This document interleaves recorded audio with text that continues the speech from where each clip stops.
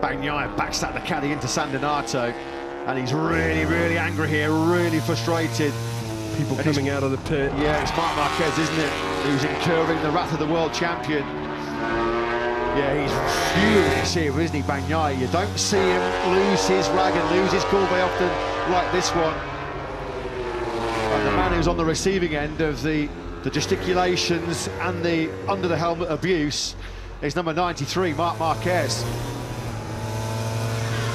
They cruise. It didn't look like he was in his way, Matt, but it does muck you up when you know that someone... He was going to catch him before the first left, and yeah, anyway. They were at touring speed, weren't they? Dropping down through Casanova and Savelli. Not for the first time in qualifying sessions. We've seen these two lock horns, haven't we, with Marquez trying to get the reference behind the world champ. The other thing is, when the speed difference is so great, you have to choose a side to pass. You know, when you're committed. Imagine coming down there at that speed. So yeah. Anyway. So Jack Caprioli just reported from pit lane that Miller did have an extra soft tyre save, so he will have 2 cracks at this time. Talk us through this one then. Oh yeah, so he's trying to commit, and he knows that Mark's going to be in, you know, in the spot that he's aiming at. You know, so that's basically his head will be going, oh, which side, and then he's not committed. You know.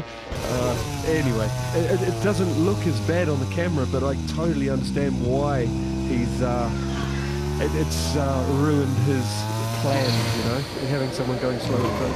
Oh, somebody's gone down. I can hear in our headsets as we look at Bagnaia and Marquez come over the finish line here. It's in sector 3. Yellow flags are out.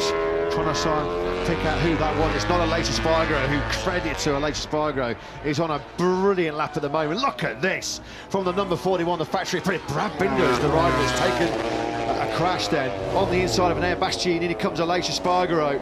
Was he through that 3rd sector before the yellow flags came out for Brad Binder? Because this would be, well, heroic this already by Aleix Espargaro. Turn 11 was where Binder went down.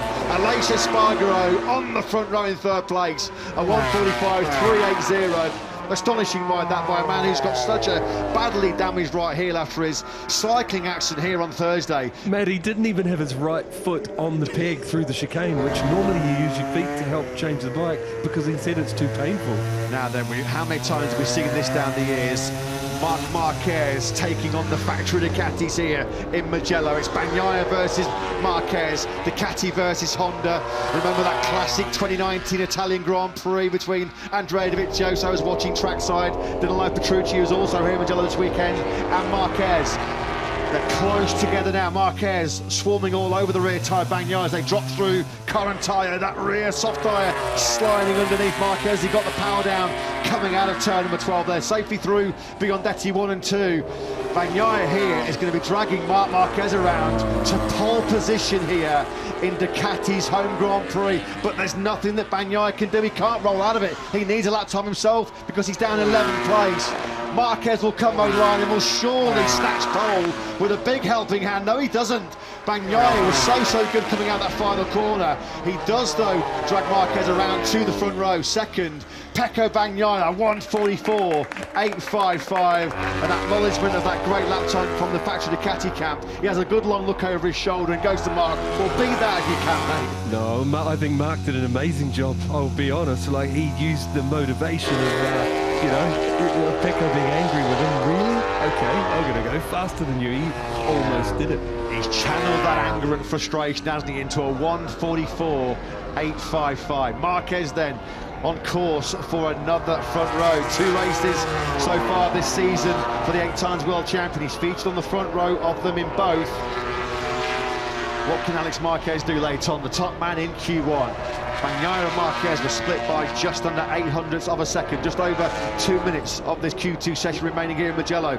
Thankfully, it looks like we are not going to get any rain disruption. That could be a potential costly crash for Brad Binder, because at the moment the South African is at the head of that 3rd row in 7th place, although didn't worry him too much when he was 15th in turn through Honda, wasn't it? Came through to win a sensational sprint there. Alex Marquez needs to find a big chunk of time.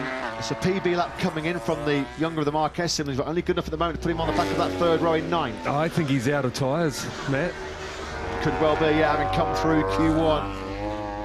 He's on that new soft now. He's going to have one more lap at it, so we'll see, having built up some temperature in those new tyres, what Alex Marquez can do. Can he join Mark on the front row? Not looking like anybody will have anything for Pecco Bagnaia. That 1:44.855 was right out of the top draw, wasn't it? He knew he had Marc Marquez for company as well. And Bastianini, well, he crashed his #1 bike on his outlap early on. Huge credit has to go to Aleix Espargaro as well in 5th place. He can barely walk with that damaged right heel, the legacy of a cycling accident here on Thursday afternoon. But at the moment, Aleix Espargaro on the middle of the 2nd row in 5th place. Phenomenal job by the man there who's just behind Bastianini. The Beast will get one more lap as the clock ticks down to 40 seconds. You can see all the dust and debris on his factory Ducati leathers after his early crash in Q2. Needs a big lap here, doesn't he, as well, and Bastianini to improve on that 12th place. His best though at the moment, 1:46.884. Jack Miller and Alex Marquez. This may well not be done and dusted. Pecco Bagnaia's impressive 1:44.855 is all of a sudden starting to look pretty vulnerable from the two men that came through Q1. Look at this by Miller. He's had a superb 3rd sector. He's hunting down this 44.855 from Bagnaia, his former Ducati teammate. Here comes Miller then, through the final corner on the factory KTM, out of turn 15. Now he gets the power on, the rear drops with that ride height device. Miller comes over the line. Is he snatching pole position? No, he's on the front row though, crucially. A 1:45.186. Well, Alex Marquez could be putting a Gresini Ducati on pole in Mugello for the 2nd year in a row. Over the line, Alex Marquez comes 3rd place. The Marquez brothers at the moment side by side on the front row of the grid here in Mugello. They're pumped down in Gresini Ducati. They were on pole here last year. Alex Marquez looks like he will take 3rd. Marco Bezzecchi will be disappointed, Simon. 6th place for Bez. Not what he was hoping for. But over the line comes the world champion, and once again he shows just why that factory Ducati has that P1 on the fairing. Brilliant performance then by Pecco Bagnaia. A new all-time lap record as well. He smashes it. 1:45.187, the first sub 1:45 lap here at Mugello. We call it magnificent and majestic. And now our 2 words you can use to describe that lap from Pecco Bagnaia. The Marquez brothers then on the front row. Well, great session that, and as we feared, that crash did cost Brad Binder big time. He dropped down to 10th place. Bezzecchi 6th, his teammate Luca Marini 11th. Pure class again though from the world champion, Simon. Nothing else you can really say. Yeah, I kind of wish he got that lap without Mark, and to see what he could do on that first flyer on that tyre, because he had to do it on the 2nd lap. But I've got to say, what Mark pulled off was awesome. Like, he never fails to astound, doesn't he?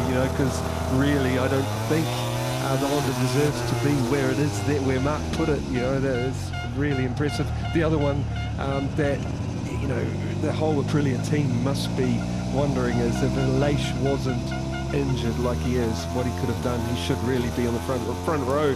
That would be my guess. But the other awesome job was Jack Miller splitting those Ducatis.